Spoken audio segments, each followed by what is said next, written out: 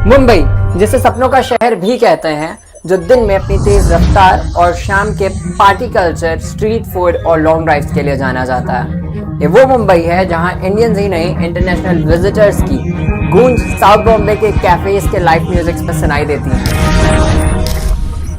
और ऐसा ही माहौल था एक शाम मुंबई का, शाम 9:30 बजे, जब मुंबई महरूम था कि आने वाले कुछ मिनट सिर्फ मुंबई को ही नहीं, पूरे भारत देश को आतंक के खौफ में बिखेर के रख देंगे।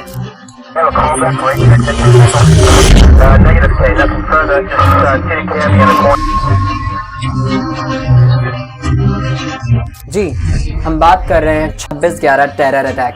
आज से 16 साल पहले 26 नवंबर 2008, जब एक पाकिस्तानी टेरर ग्रुप लश्कर-ए-तैयबा के 10 अटैकर्स ने मिलकर कराची से मुंबई तक का सफर किया समंदर के जरिए, एक इंडियन बोट हाईजैक कर। इनका मुंबई में आने का सिर्फ एक मकसद था, और वो था दहशत।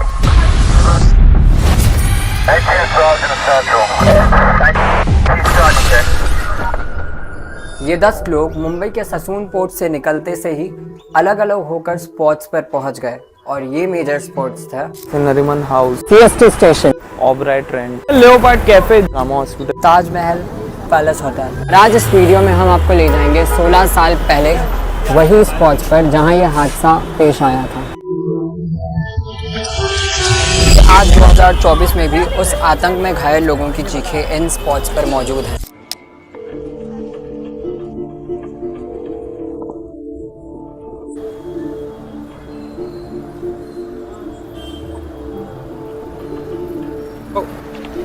So this is a leopard cafe जहाँ पर सबसे पहला अटैक हुआ था। तो ये जो शूट्स हैं, ये एक्सटेंसिव नुकसान वाले शूट्स हैं जो उस हादसे में हुए थे। अभी भी उन बुलेट्स के निशान और ये कांच वैसी की वैसी है। सो ऑथेंटिक। सर यहाँ पे जो शुरुआत में वो लोग आए थे, तो वो लोग ने हैंड ग्रेनेड फेंका दिया था। वो हैंड ग्रेनेड क्या किया, जहाँ से एंट्रेंस है वहाँ से एक काउंटर में बाउंस होके, वो बाउंस होके फिर बाद में ज़मीन पे लगा था। उसका होल का निशान अभी भी हमारे पास में है। ये वो हैंड ग्रेनेड का निशान है।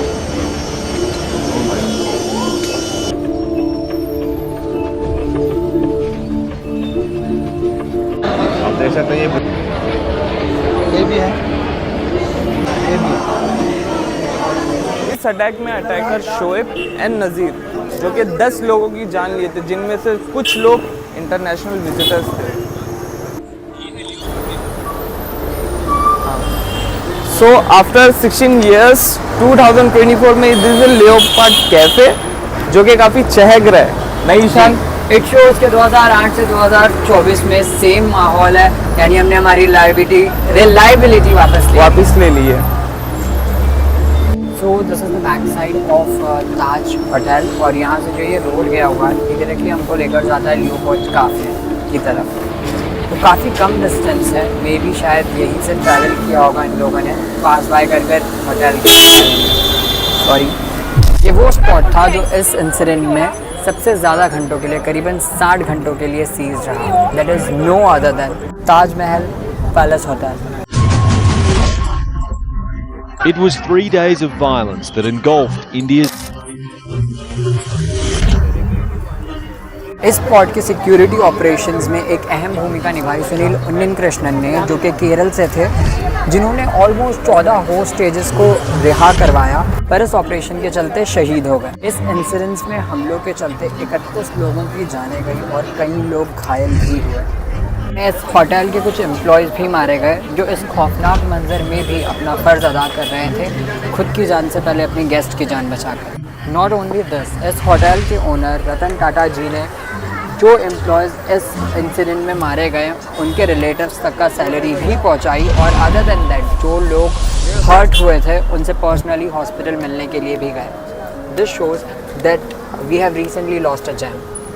The moment he turns towards the Shamiana and started firing, and I realized that, he's not going to spare anybody. Now I have to do something. And he threw a hand grenade. And it blasted in the middle of the restaurant.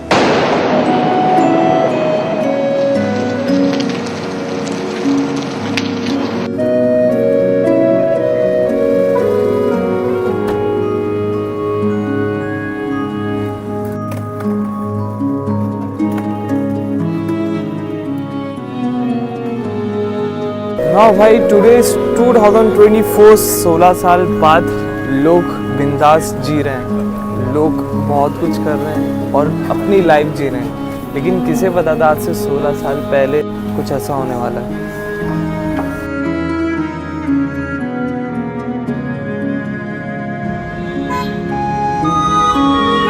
और shoot के बीच में थोड़ा बहुत nature के साथ खाने पीने का मज़ा लेते रहना चाहिए। थैंक्स टू आलम भाई जिन्होंने मेरे मुंह से बड़ा ग्लास हमें सर्व किया है। दिल होना चाहिए इंसान के पास इस चीज़ के लिए। अब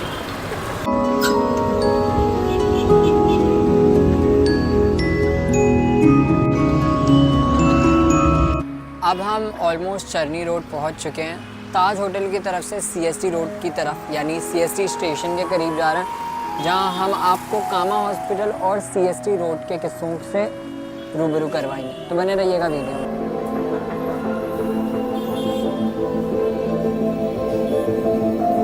पर इन आतंकियों का मकसद यहीं ख़त्म नहीं हुआ। होटल्स, कैफ़े के बाद इन्होंने अपना मास्टर स्ट्रोक चलाया और ये एक ऐसे स्पॉट पर पहुंचे जहां ये जानते थे कि देश भर के लोगों का आमतौर पर गुजर होता है। It's one of the most known railway station of India, Chhatrapati Shivaji Maharaj terminus. की तरफ, कोने की तरफ देख, इधर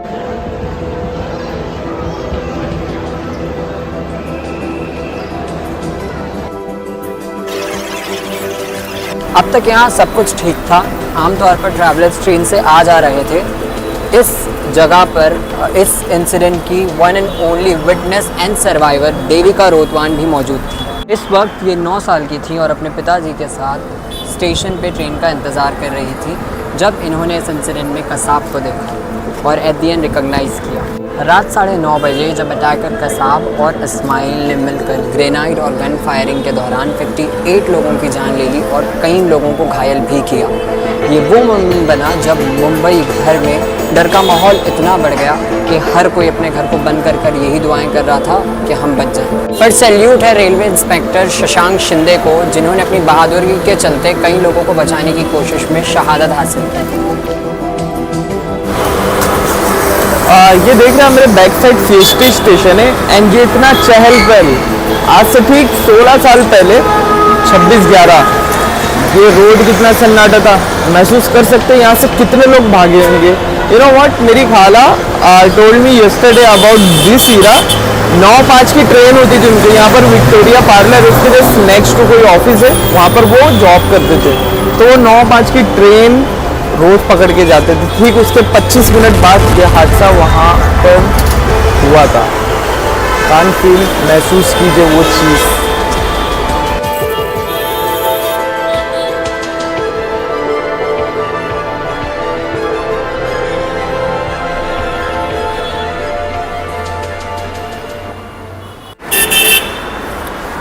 सो ये देखिए, ये है CST स्टेशन और ये है अंजुमन इस्लाम मेरे बैक साइड।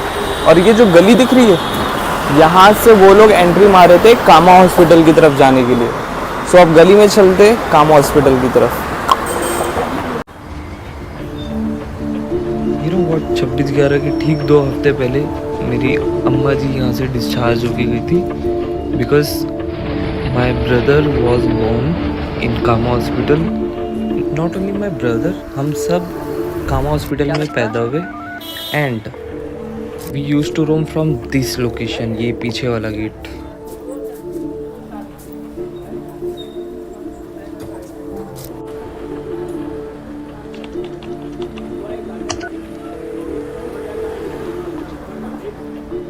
और हद तो तब हो गई जब ये अटैकर्स ने इंसानियत का गला घोट कर एक ऐसे स्पॉट को चुना जहां पर इन्हें पता था कि सबसे पहले घायल लोग इसी स्पॉट पे आएंगे, विच इज कामा हॉस्पिटल।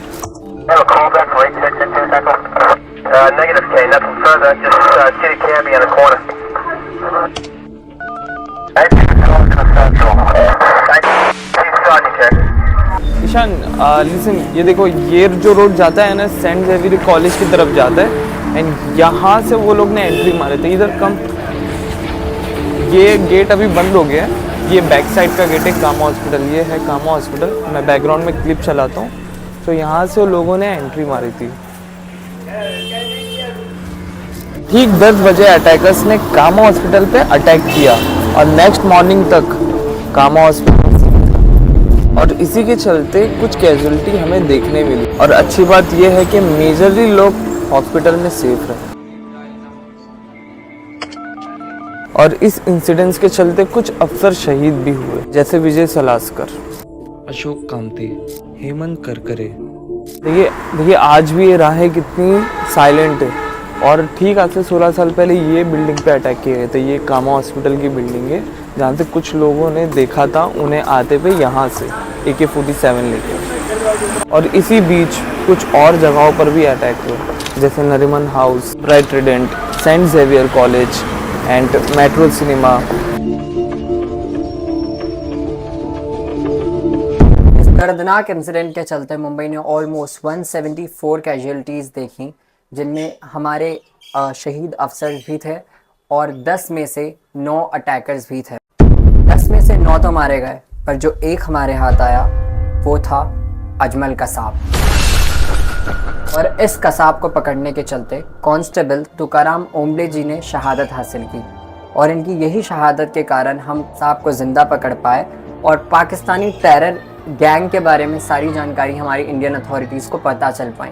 26/11 की ये यादें हमारे लिए ट्रेजिडी नहीं बल्कि एक सबक है, जो कि उन शहीदों की कुर्बानियों ने हमें सिखाया कि इंसानियत का सबसे बड़ा दुश्मन नफरत है।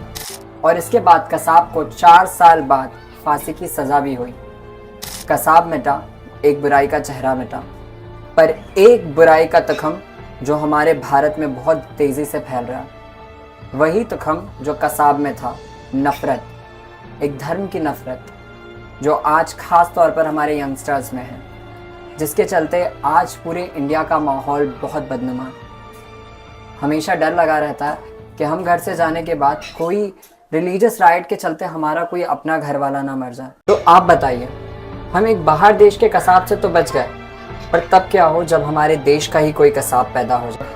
और आज मुंबई 2008 से भी ज़्यादा रफ्तार में 2024 में, लेकिन इन सब के पीछे उनकी हिम्मत, उनकी मेहनत है जो आज हम सबको महफूज रखी है।